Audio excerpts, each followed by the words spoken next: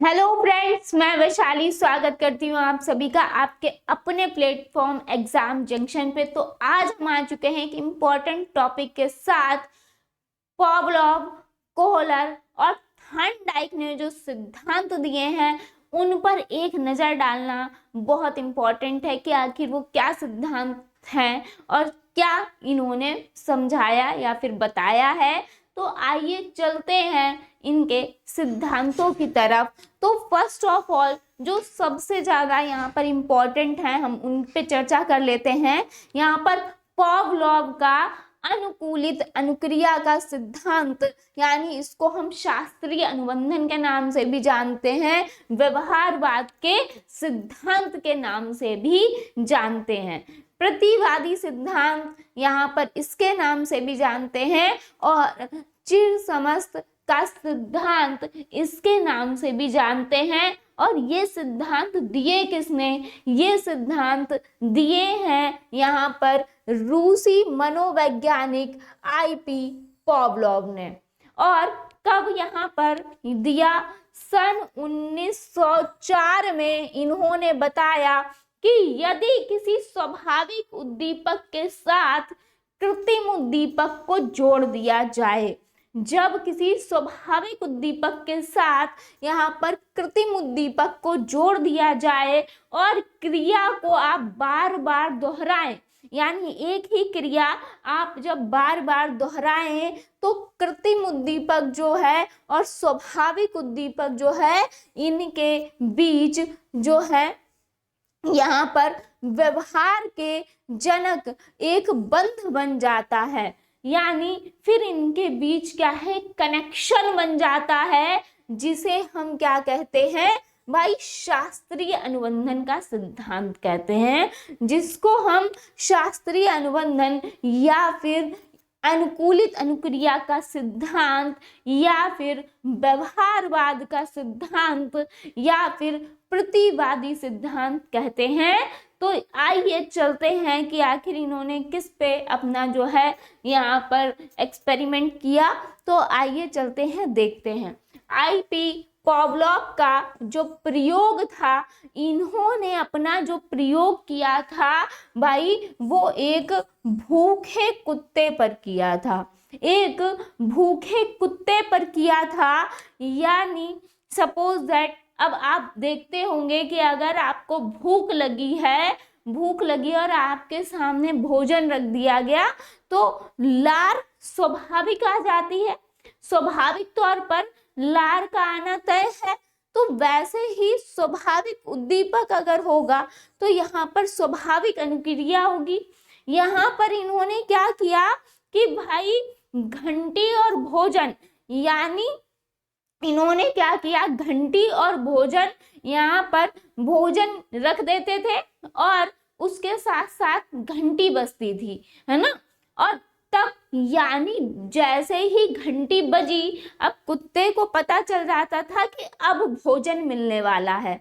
जैसे ही घंटी बजती है तो ये एक क्रिया होती थी जो कि बार बार होती थी भाई, कि भोजन का मतलब था जैसे ही घंटी बजी है कि आपको अब भोजन मिलेगा, तो तुरंत क्या आ जाती थी, लार। ये स्वाभाविक तौर पे है, ये स्वाभाविक तौर पे है कि अब तो खाना मिलने वाला है। तो कृत्रिम उद्दीपक के साथ यहाँ पर स्वाभाविक अनुक्रिया जो है वो स्टार्ट हो जाती है। यानी अब जब घंटी बज रही है, भोजन मिल रहा है सुबह दोपहर शाम, लेकिन अब आप ऐसा सोचो कि एक दिन घंटी तो बजी लेकिन भोजन नहीं था, लेकिन तब भी यहाँ पर कुत्ते के मुंह में क्या आई, लार आई। यानी यहाँ पे देख लीजिए, अब कृत्रिम उद्दीपक और स्वाभाविक अनुक्रिया आपकी स्टार्ट हो गई। यानी अब घंटी बज रही है और लार आ जा रही है कि भोजन है या नहीं है उससे मतलब नहीं है। यानी अब जैसे ही घंटी बजी, यानी ये समझ में आ रहा है कि घंटी बजी है तो भाई भोजन मिलने वाला है अब, है ना। अब भोजन मिलेगा, अब वो स्वाभाविक तौर पर ही आ जाएगी। तो आईपी पावलोव के जो सिद्धांत था इसका शिक्षा में महत्व क्या है, तो ये जान लेते हैं। आचरण एवं अनुशासन की भावना का विकास करने में ये सहायक है कि अनुशासन एवं आचरण का भावना जो है इससे विकसित होती है। अक्षर सुलेख आदि में संशोधन करने में ये सहायक है। साथ ही साथ बुरी आदतों तथा भय संबंधी रोगों का निवारण। और नोट करके एक चीज जो लिखी गई है वो क्या लिखी गई है कि भाई कृत्रिम उद्दीपक के रूप में यहाँ पर पुरस्कार, प्रशंसा, प्रोत्साहन तथा दंड जिसके द्वारा व्यवहार में परिवर्तन लाया जाता है। क्या यहाँ पे जो कृत्रिम उद्दीपक है वो क्या है, पुरस्कार है, प्रशंसा है, प्रोत्साहन है, दंड है, जिसके द्वारा व्यवहार में क्या लाते हैं, परिवर्तन लाते हैं, बुरी आदतों तथा भय संबंधी रोगों का निवारण, है ना। तो ये आपका साथ साथ अब देख लीजिए यहाँ पर ये हुआ पावलोव का सिद्धांत, ये हुआ पावलोव का सिद्धांत जो कि इनके शिक्षा के महत्व हैं। यहाँ पर इनको भी आपने देख लिया। अब हम बात करेंगे यहाँ पर किसकी, स्कीनर की। किसकी बात करेंगे यहाँ पर, इस स्कीनर की। तो भाई स्कीनर ने कौन सा सिद्धांत दिया इसके बारे में भी हम चर्चा कर लेते हैं। स्कीनर का क्रिया प्रसूत का सिद्धांत, यहाँ पर स्कीनर का क्रिया प्रसूत का सिद्धांत, संक्रिया अनुबंधन का सिद्धांत भी यहाँ पर हम इसको बोल सकते हैं। तो स्कीनर ने क्या दिया है, क्रिया प्रसूत का सिद्धांत दिया है। क्रिया प्रसूत के नाम से ये आपसे बार बार पूछा जाता है। स्कीनर ने यहाँ पर अधिगम के जिस सिद्धांत का प्रतिपादन किया उस क्रिया प्रसूत अनुबंधन के नाम से जाना जाता है। और यह सिद्ध करने के लिए इन्होंने एक प्रयोग किया और इस प्रयोग में स्कीनर बॉक्स तैयार किया जाता है। इसमें स्कीनर ने एक बॉक्स तैयार किया, एक बॉक्स तैयार किया जाता है जिसमें टेढ़े मेढ़े रास्ते बने होते हैं और जगह जगह पर रोटी का टुकड़ा जो कि पुनर्वलन की तरह कार्य करता है। यानी टेढ़े मेढ़े रास्ते हैं और यहाँ पर जगह जगह क्या है, रोटी का टुकड़ा है जो कि किसकी तरह, पुनर्वलन की तरह कार्य कर रहा है। अब यहाँ पर जो दंड है, दंड देना क्या है, एक प्रकार का नकारात्मक पुनर्वलन है। यानी आप बच्चे को अगर बार बार दंड दे रहे हैं तो भाई ये नकारात्मक पुनर्वलन होगा। नेक्स्ट यहाँ पर देखते हैं जो इन्होंने अपना एक्सपेरिमेंट किया था, ये भूखे चूहे को रोटी के टुकड़े द्वारा कठिन से कठिन रास्ता इन्होंने क्या पार करा दिया, है ना। कि आपने थोड़ा थोड़ा उसको क्या देते रहे, लालच देते रहे। यानी आपने आगे कुछ कुछ जगहों पे बहुत टेढ़े मेढ़े रास्ते थे, रास्ता कठिन था, लेकिन वो रोटी के लालच में आगे बढ़ता गया, उसे जगह जगह रोटी मिलती गई, है ना। तो भूखे चूहा जो था इसको रोटी का टुकड़ा यहाँ पर मिलता रहा और रोटी के टुकड़े द्वारा इसने क्या करा, ये जो कठिन रास्ता इन्होंने बनाया था इसको यहाँ पर पार करा दिया। यहाँ पर जाए तो बालकों के सीखने की गति में वृद्धि की जा सकती है। ये पुनर्वलन का अर्थ है कि यहाँ पर क्या कहा गया कि जो भाई बच्चे हैं उनके सीखने की गति भी बढ़ाई जा सकती है एक्सपेरिमेंट करके। यानी उनको आप किस तरीके से बेहतर तरीके से चीजें सिखा सकते हैं, तो ये आप पे डिपेंड करता है। पुनर्वलन वह बाह्य उद्दीपक है, पुनर्वलन वह बाह्य उद्दीपक है जो बालकों के सीखने की गति को निरंतर बनाए रखता है। पुनर्वलन के रूप में यहाँ पर रोटी के टुकड़े दिए जा रहे थे बार बार, तो पुनर्वलन वो बाह्य उद्दीपक है जो कि बालकों की जो सीखने की गति है यहाँ पर निरंतर बनाए रखता है अथवा सीखने की गति में वृद्धि करता है। पुनर्वलन जो है मुख्यतः कितने प्रकार के? 2 प्रकार के हो सकते हैं, सकारात्मक और नकारात्मक। अब सकारात्मक क्या है और नकारात्मक क्या है भाई? सकारात्मक पुनर्वलन जो है इसके अंतर्गत यहाँ पर पुरस्कार, प्रशंसा, प्रोत्साहन आदि सम्मिलित हैं, जो कि पुरस्कार, प्रशंसा, प्रोत्साहन और पुरस्कार भी लेकिन लिमिटेड बेस पे। यहाँ पर लिमिटेड, ये नहीं है कि आप हर छोटी छोटी चीज पे पुरस्कार दे रहे हैं तब निगेटिव हो जाएगा। अगर ज्यादा से ज्यादा आप पुरस्कार दे रहे हैं, बच्चों को ऐसा नहीं बनाना है कि बच्चे सिर्फ पुरस्कार के लिए ही चीजें सीखें, है ना। लिमिटेड जो है वो पुरस्कार, प्रशंसा और प्रोत्साहन जो है सकारात्मक पुनर्वलन है, और नकारात्मक पुनर्वलन यहाँ पर दंड है। दंड जो है एक प्रकार का नकारात्मक पुनर्वलन होता है। आगे बात करेंगे यहाँ पर कोहलर का जो सूझबूझ का सिद्धांत है, अंतर्दृष्टि का सिद्धांत, गेस्टॉल्टवादी का सिद्धांत। तो कोहलर का सूझबूझ का, अंतर्दृष्टि का, गेस्टॉल्टवादी, ये 3 नाम से आपसे आता है। तो कोहलर ने क्या दिया यहाँ पे देखते हैं।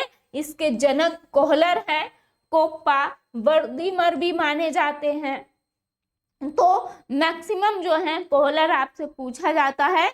ये 3 गेस्टॉल्टवादी मनोवैज्ञानिक थे, और गेस्टॉल्ट शब्द का अर्थ यहाँ पर है किसी आकृति को पूर्णतः या फिर समग्रता के रूप में लेना। ये कोहलर का यहाँ पर मानना था, और किसी समस्या को जितनी जल्दी हम समझ जाते हैं उतनी ही जल्दी हम समाधान तक भी पहुंच जाते हैं। तो किसी समस्या पर चिंतन करने का मौका देना चाहिए, जिससे वे शायद अपनी समस्या का समाधान ढूंढ सकें। तो आइए देखते हैं कोहलर ने किस हिसाब से प्रयोग किया, क्या प्रयोग किया, यहाँ पर किस पर किया। तो भाई कोहलर जो थे इन्होंने अपना प्रयोग किया था सुल्तान नामक चिंपैंजी पर। सुल्तान नाम था चिंपैंजी का। आपसे यूपी टेट में तो बहुत पूछ लेता है कि भाई चिंपैंजी का नाम क्या था। तो चिंपैंजी का नाम था सुल्तान, जिस पर कोहलर ने प्रयोग किया, और जिसमें सुल्तान को एक कमरे में बंद कर दिया जाता है और छत के सहारे कुछ केलों को लटका दिया जाता है। यानी कमरे में बंद कर दिया गया और छत के सहारे कुछ केले जो हैं इनको लटका दिया, तथा उस कमरे में साथ साथ कुछ छड़ी अथवा कुछ बक्से छोड़ दिए। और बाद में यहाँ पर ये देखा गया कि सुल्तान पहले उछल कूद के द्वारा केलों को प्राप्त करना चाहता है, लेकिन वह केले को प्राप्त नहीं कर पाता। लेकिन वो केले को प्राप्त जो है वो नहीं कर पाता है।